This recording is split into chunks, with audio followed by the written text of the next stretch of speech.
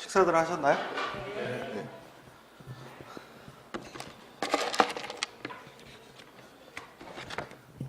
자, 수업 시작하겠습니다. 반갑습니다. 오늘 이제 첫 시간이죠. 그죠? 우리 이제 상가 중개 계약 실무 첫 시간인데, 제가 이제 상가 중개 그 8번에 나누어서 강의를 할 텐데, 주로 이제 공인중개사 위주니까, 상가에서 반드시 알아야 할 내용하고, 그 다음에 이제 계약서 작성할 때 필요한 거, 그 다음에 이제 인허가에 관련된 그런 것들 위주로 이제 완전 100% 실무 위주로 아마 중개를 할 겁니다. 대신에 이제 여러분들도 댁에 돌아가시면 공부들을 좀 많이 하셔야 돼요. 왜냐하면 여기 와서 강의 들었다고 해서 이게 전부가 될 수는 없거든요. 그래서 꼭 복습하시고 돌아가셔서 이해 안 되시는 거 있으면 미리 체크해 오셔서 수업하시기 전에 말씀하시면 제가 아는 범위 안에서 정석껏 말씀드리겠습니다. 자, 이제 상가 쪽을 보면 사실 우리가 지금 실무에서 나가서 보면 중개사들의 그 업종이 굉장히 다양하죠. 그죠? 뭐, 아파트부터 다가구, 원룸, 오피스텔, 토지 뭐 이렇게 다양한데 실질적으로 상가를 전문으로 하는 분들이 많이 계시질 않아요. 어느 한 블럭에 가서 보더라도 몇 분 안 된다는 거죠. 그 큰 홍대 상권이나 건대 상권을 가더라도 실질적으로 상가를 완벽하게 자신이 소화할 정도의 실력을 가진 중개사분들은 몇 분 되지 않아요. 제가 있기로는. 그래서 그 원인 중에 하나는 뭐냐면 일단 상가 중개는 사실은 공부만으로는 얻기가 힘들어요. 왜냐하면 기초 법규를 좀 알아야 되고 그 다음에는 또 상식적인 중개에 대한 그 상식이 좀 있어야 돼. 그런 것들이 서로가 이렇게 연결돼 있기 때문에 그런 것들이 되지 않으면 실무에서 굉장히 어렵다는 거죠. 손님이 오셔서 중개를 접하면 그 물건에 대한 것만 물어보는 게 아니라 그거에 연관된 걸 다 물어보거든요. 그래서 이제 초보 때 많이 저지르는 실수가 손님이 A를 물어볼 줄 알고 A를 막 준비했는데 상담하다 보니까 B로 가던가 C로 가면 그러면 이제 또 상담이 잘 안 되는 거죠. 그래서 우리 중개사 입장에서는 폭넓게 많은 지식을 가지고 있어야 된다. 그죠? 이제 그러기 위해서 여러 가지를 이제 익혀야 되는데 대표적인 게 이제 우리 상가니까 상권이 있겠죠. 그죠? 상권. 그러면 결국 이 상권이라는 게 뭐냐는 거죠. 그러면 결국은 그 학술적으로 얘기하면 재화 공급이 통용되는 것을 상권이라 한다 하지만 쉽게 얘기하면 영업이 일어나는 장소죠. 그죠? 영업이 일어나는 장소. 그러면 여러분들이 만약에 중개사무소를 창업한다.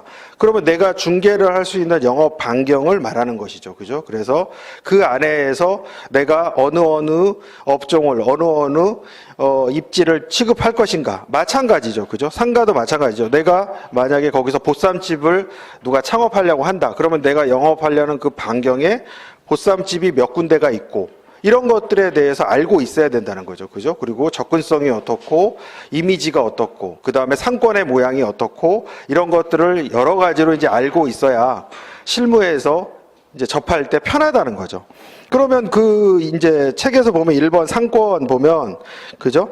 영업상의 거래를 하는 공간으로 이제 고객을 모이게 하는 위치적 영역이다. 일단 이제 이론적인 거죠. 사실은 상권이라는 게 일단은 영업적으로 잘 돌아가야 되는데, 실제 이제 이 상권은 굉장히 가변적이에요. 상권이 정해지진 않아요. 그래서 제가 과거에 상가를 처음 배우고 이럴 때는, 버스 정류장이라든지 이런 데가 굉장히 좋았어요. 왜냐면 손님들이 바로 내려서 음식도 드시러 가시고 술도 한잔 하러 가시고 그랬는데 지금은 이제 버스 정류장 주변이 많이 죽었죠. 버스 중앙 차선제라는 게 생기면서 결국은 중간에 버스가 내리고 상권은 양쪽 끝에 있다 보니까 지금은 버스 정류장 주변이 죽고 역세권이 이제 많이 활발해졌다는 거죠. 그죠? 그래서 역세권은 활발해졌는데 또 문제는 뭐냐면 역세권이라 하더라도 지나치는 상권이 있고 모이는 상권이 있다는 거죠. 그죠? 그래서 역세권이라고 해서 반드시 좋은 것만은 아니다.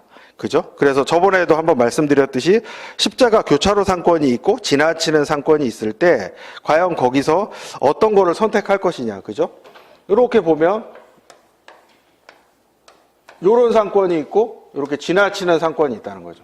자, 그죠? 이렇게 보시면 예를 들어서 이게 이제 신림역이라 치고 이게 이제 옆에 봉천역인데 이렇게 보시면 여기는 이렇게 이제 각각 출구가 두 개씩 이렇게 요걸 이제 우리가 교차로 상권이라고 하고 이런 거는 이제 우리가 지나치는 상권. 그죠? 지나치는 상권. 이런 거에 대한 것들도 알고 있어야 되고, 그 다음에 이제 이렇게 Y자 상권이라든지 모이는 상권이라든지 이렇게 모이는 상권이라든지 이런 거에 대한 것을 이제 보실 줄 알아야 되겠죠. 그죠? 그래서 상권의 범위가 이제 상권에 따라서도 이렇게 교차로 상권이 잘 되는 업종이 있을 것이고 지나치는 상권이 잘 되는 업종이 있을 것이고 그 다음에 이제 또 업종에 따라서는 예를 들어서 일주일 내내 7일 내내 영업이 잘 되는 상권이 있고 그 다음에 5일만 잘 되는 상권이 있고 그죠? 7일 내내 잘 되는 거는 뭐 강남역이라든지 홍대 같은데 이런 데는 일주일 내내 바쁜 데고 5일 상권은 주로 이제 직장인들이 많이 있는 상권, 시청역 앞이라든지 이렇게 직장인들이 있는 상권들은 월요일에서 금요일까지만 바쁘고 주말에는 한가한 이런 것들이 많다는 거죠. 그래서 이제 상권에 따라서도 이런 특징이 있듯이 우리가 이제 중개를 하는 데 있어서 그러면 여기에 이제 맞춰가겠죠. 만약에 내가 중개사무소를 홍대 앞에 창업하는 거하고 직장인들이 많은데 창업하는 거하고 그 다음에 공장이 많은 예를 들어서 내가 가산 디지털 단지에 만약에 창업을 하면 이런 데는 이제 주말에 많이 쉬겠죠. 왜? 공장이나 이런 데를 위주로 하다 보니까 여기는 월요일에서 금요일까지. 만약에 회사들이 휴가 가면 같이 쉬어야 되고. 이런 것들이 맞을 것이고, 그죠? 이런 이제 5일 상권은 주로 이제 직장인들이 움직이는 상권. 그러니까 식당 같은 것도 보면은 이런 데는 주로 이제 주말에는 거의 노는 이런 상권이고, 이런 데는 일주일 내내 바쁘죠. 일주일 내내 대학생들이나 직장인들이나 이런 이동이 많기 때문에 이런 것들에 맞춰서 일이 일어난다는 거죠. 그죠? 그래서 그렇게 이루어지다 보니까 우리 공인중개사 사무소도 여기에 이제 발맞추어서 움직이는 거죠. 내가 어느 상권에 어디에 가서 입주하고 장사를 하느냐에 따라서 거기에 이제 맞춰서 일이 일어날 수밖에 없는 구조라는 거죠. 그래서 기본적으로 이제 상권에 대한 것을 먼저 이제 파악을 하셔야겠죠. 그죠? 그래서, 상권의 모양이 어떻고, 내가 입주할 상권이 어떻고, 내가 장사할 그 위치가 어떻고, 이런 것들이 굉장히 이제 중요하다는 거죠. 그래서 상권에 대한 것을 일단 먼저 파악하시고, 그 상권에서, 내가 어떻게 파생적으로 나아갈 수 있을까, 이런 것들을 이제 생각을 해봐야겠죠. 그러면 예를 들어서, 우리 이제 중개 창업하고 연관돼서 한번 볼까요? 그러면 예를 들어서 지금 내가 홍대 입구에서 내가 상가를 전문으로 하는 상가 전문 부동산으로 지금 창업을 해. 그러면 지금 내 위치가 여기에 있어요. 그리고 이게 이제 예를 들어 홍대역이고 이렇게 올라가서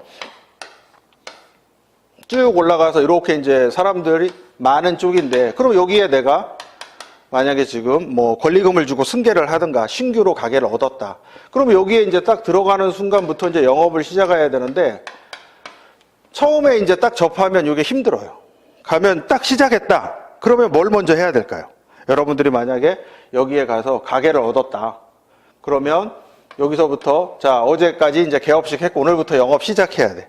그러면 뭘부터 해야 될까? 이러면 이제 힘들어요. 그 자체가. 그러면 이제 일단은 뭐 기본적으로 홍보를 해야겠죠. 그죠? 우리 사무실이 위치가 어디 있다는 걸 홍보를 하고 많은 중개사 사무소를 돌아다니셔야 될 것이고, 그죠? 그 다음에는 이제 물건 확보를 해야겠죠. 물건 확보. 그죠?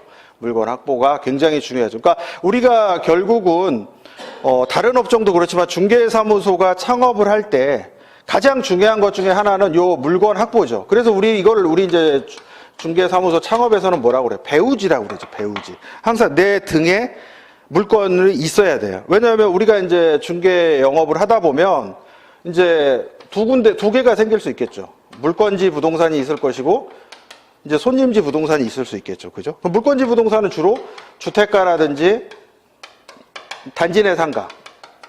이렇게 물건을 중심으로. 그죠? 그러니까 매도인을 중심으로, 임대인을 중심으로 하는 장사일 거고, 손님지 장사는 주로 이제 역세권이라든지, 뭐, 그 버스 정류장이라든지, 그 다음에 뭐 골목 입구라든지, 이런 데 위주로 하겠죠. 그래서 오는 손님. 그러면 물건지 부동산하고 손님지 부동산하고의 장단점이 있을 거예요. 그죠? 그래서 일단 우리 중개 입장에서 보면 물건지 부동산의 가장 큰 거는 뭐냐면, 여기서 모든 거 계약을 다 이루어지죠. 계약을 작성하고, 계약서 작성하고 그 다음에 관리비 정산하고 그 다음에 잔금하고 뭐 실거래가 신고하면 여기서 신고하고 여긴 나중에 가서 공인 인증으로 서명하면 되고 근데 그러면 손님지 부동산은 뭐